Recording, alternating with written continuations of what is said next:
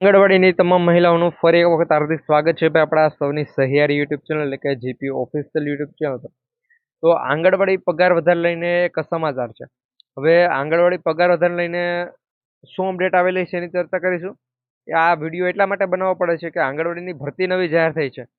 એમાં હવે કયો પગાર રાખવામાં આવેલો છે અને તમને બહેનોના 28,000 જે પણ પગાર થાય છે ટોટલી મિત્રો બધા ભથ્થાઓને ભેગા કરીને ને ટોટલ આપણો 24,800 રૂપિયા પગાર છે અને 20,300 રૂપિયા. મિત્રો આની અંદર ભથ્થાને લગાડશો એટલે એટલો પગાર બને છે. તો આ પગાર તમને ક્યારથી મળશે એના ઉપર હાલ અત્યારે આપણે 1 વર્ષની ઉપર મિત્રો સમય થઈ ગયો છતાં પણ પગાર લાગુ નથી થયો. તો હવે ક્યારથી લાગુ થશે એ બધી અપડેટ છે આ વિડીયોમાં તમને મળી રહેશે. તો ખાસ કરી ચેનલ સબસ્ક્રાઇબ કરી બેલ નોટિફિકેશન ઓલ ઉપર સેટ કરી દેજો કે જેથી કરી આવી તમામ અપડેટ અમે સૌથી પહેલા છે તમારા સુધી પહોંચાડતા રહીએ. તો સમયને બગડતા આગળ વધીએ. જોઈ શકતા હશો કે ભાઈ અહીંયા આંગણવાડીની ભરતીની એક અપડેટ આપેલી છે. હવે ખરેખર આંગણવાડી તેડાગર અને વર્કરની ભરતી છે જાહેર કરવામાં આવેલી છે. તો આ ભરતીના ફોર્મ ભરવાની તારીખ અને એ બધી માહિતી પણ આવી ગઈ છે કે ભાઈ ક્યાંથી ક્યાં સુધી છે ફોર્મ ભરાશે અને ઓફિશિયલ નોટિફિકેશન પણ આવ્યું છે. મેં આજે અથવા કાલે એક વિડીયો આવશે એની અંદર એ નોટિફિકેશન તમને બધું છે જણાવેલું છે.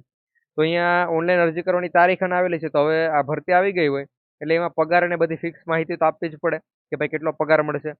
તો હવે તમારો પગાર છે વધવાનો છે ક્યારથી છેક લાગુ થઈ ગયું હતું કે ભાઈ આ પગાર છે હવે એટલો પગાર વધારો લાગુ કરી દેવાનો છે.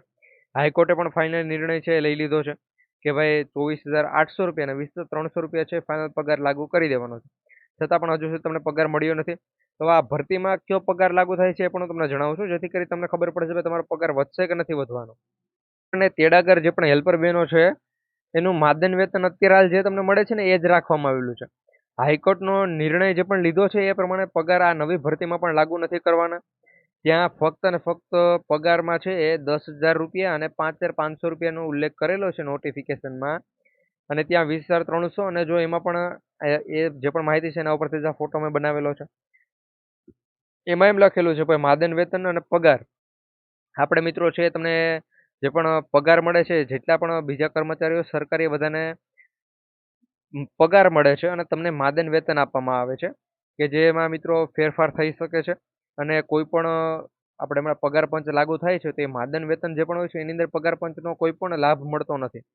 એક્ઝામ્પલ તરીકે આપણે 7મો પગાર પંચ હતો ને હવે 8મો પગાર પંચ લાગુ થાય તો 9મો 10મો પગાર પંચ લાગુ થાય તો એનોથી તમને કંઈ લેવા દેવા નહીં. તમને 10,000 મળે છે તો 10,000 જ મળે.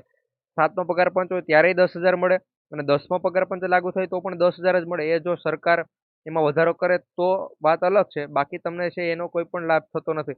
હવે આપણે સરકારે ભાઈ 24,800 રૂપિયાનું કીધું છે અને 20,300 રૂપિયાનું કીધું છે.